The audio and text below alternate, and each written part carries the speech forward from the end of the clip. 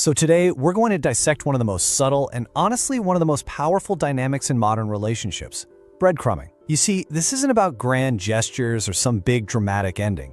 No, it's about the quiet, calculated administration of hope. Let's really dive into the anatomy of this manipulation. This right here, this is the paradox that powers the entire system. It sounds completely backward, right? But it's actually the core principle of a minimalist strategy for maximum fixation. It suggests that absence, or to be more precise, the careful rationing of your presence, can be way more addictive than total devotion. We're going to break down exactly how this psychological leverage works. You know, what's really interesting here is how this immediately reframes our understanding. Most of us, we know ghosting. Yeah, it's painful for sure, but it is a definitive ending. It's a closed door. Breadcrumbing, though, that is a totally different beast. It's not a conclusion, it's a permanent state of maybe. It's that door held just slightly ajar, letting in just enough light to make you believe it might swing open one day, even while you're freezing in the hallway. It is an unclear, draining, and deeply confusing process, and that is by design. So, that brings us to the first pillar of this whole system, the minimalist strategy.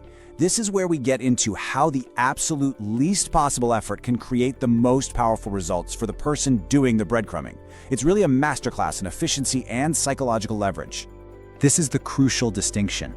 When you're experiencing breadcrumbing, you're not just being forgotten or thrown away. No, you are being cultivated. Your attention, your hope, your emotional energy, all of it is being farmed. It's an active system of attention management, specifically designed to keep you invested and available on the absolute bare minimum input.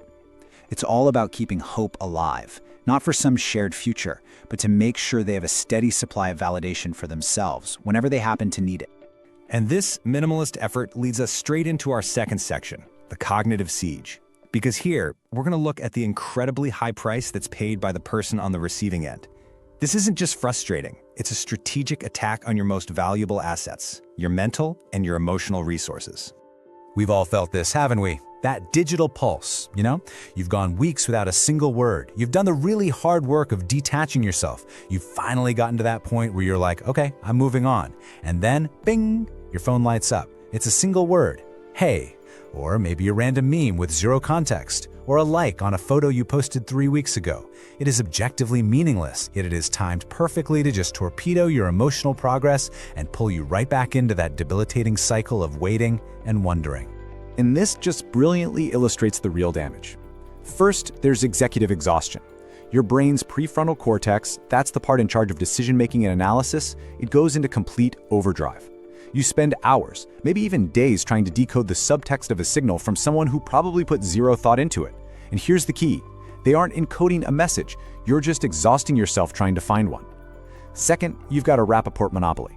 This isn't a conversation, it's management. Your connection is being monopolized by one person's whims, and that stops you from forming real reciprocal relationships. And finally, status atrophy. All your emotional energy, your time, your focus, it's just spent waiting. You're not building a future, you're just servicing their need for attention, and your own personal growth just flatline. Okay, so this brings us to the real centerpiece of our explainer. Section 3, the Rapport-Rationing Loop. You have to understand, this is not random behavior.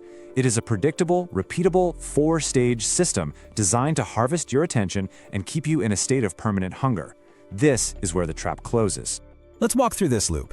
It always starts with number 1, the legacy hook. They'll bring up an inside joke, a shared memory, a time when things felt amazing. This isn't just nostalgia. They are reactivating a neural anchor in your brain, reminding you of that initial feast to make you believe it's still possible. Then comes step 2, the strategic silence. Poof, they disappear. For days, maybe weeks. This creates a feeling of scarcity. Your brain goes into panic mode asking, what did I do wrong? It's designed to make you question your own value. And just when you're about to give up, they execute step 3, the micro-validation. A heart emoji on your story, a one-word text, a crumb. It costs them nothing, but for you, it delivers a little dopamine hit that completely resets your waiting clock. And finally, to keep you locked in, step 4, the future pivot. They dangle some vague, non-committal plan. We should totally catch up soon. Let's grab that drink next month. This is what's called future faking. It gives your brain a logical excuse to stay invested without them ever having to actually commit to anything. And now the loop is complete, ready to start all over again. So we've seen the system, but why is it so ridiculously powerful? Well, Section 4 drills right into the psychology of the trap. This is all about our own cognitive wiring being used against us, turning our brain's natural tendencies into the very bars of our own cage. You see, this whole trap exploits a very specific quirk in our minds called the Zeigarnik effect. Psychologically, our brains are hardwired to remember incomplete tasks way better than completed ones. They crave closure. So, a breadcrumber is essentially a human cliffhanger. They create this open loop in your mind, and your brain becomes obsessed with finishing the story, with getting that final answer. It becomes a genuine addiction to the unfinished. And this right here is the engine of that addiction: intermittent reinforcement. This is the single most powerful psychological conditioning tool known to science. It's the exact same principle that makes slot machines so completely compelling. You pull the lever, you don't know if you'll get a reward, maybe this time, maybe the next. That unpredictable nature of the crumbs of attention creates this powerful craving. You keep checking your phone, you keep waiting, because you never know, the next text, that could be the jackpot. Your brain is literally being trained to hope. And on top of all that, you're also fighting the sunk cost fallacy. This is that cognitive bias where you feel like you have to keep going with something just because you've already invested so much time, emotion, and energy into it. You start thinking, well, if I leave now, all that waiting was for nothing. You frame it like you're losing a game, when in reality, the only way to win is to stop playing. So this leads to the one fundamental question you have to ask yourself. When you're caught in this loop, analyzing texts and waiting for that little ping, are you really fighting for a genuine connection with another person, or are you just fighting against your own brain's hardwired obsession with unfinished patterns, unpredictable rewards, and past investments? Okay, enough analyzing the problem. Let's pivot to the solution. Section 5, reclaiming your clock. Now, this is not about playing their games back at them. It's about dismantling the system entirely by reclaiming your cognitive sovereignty. This is the counter playbook. The most critical step you can take is a fundamental shift in your mindset. You have to stop being a passive waiter, just hoping for a text to arrive, and become an active auditor, analyzing the data you're actually receiving. You move from a position of hope to a position of assessment. This is where you take your power back. Hope is passive, auditing is active. So here are the tactics. First, label the crumb. The moment you get that low-effort text after a long silence, don't just let your emotions run wild. Mentally label it. This is a placeholder signal. This is a micro-validation. Doing this engages your rational brain and it short-circuits that emotional dopamine rush. Second, run an effort-to-signal audit, a reality audit. Ask yourself one simple question. Is the amount of effort they just put in an insult, or is it a genuine invitation? Seriously, if you wouldn't treat someone you value with such low effort, why are you accepting it? And third, diversify your validation portfolio. Reinvest your time and your cognitive energy in other people. Friends, family, new connections, people who actually show up for you. When you have multiple sources of validation, one person's crumb loses its power to destabilize you. Now, this slide gives you the single most powerful tool in the entire counter playbook. It's the commitment test.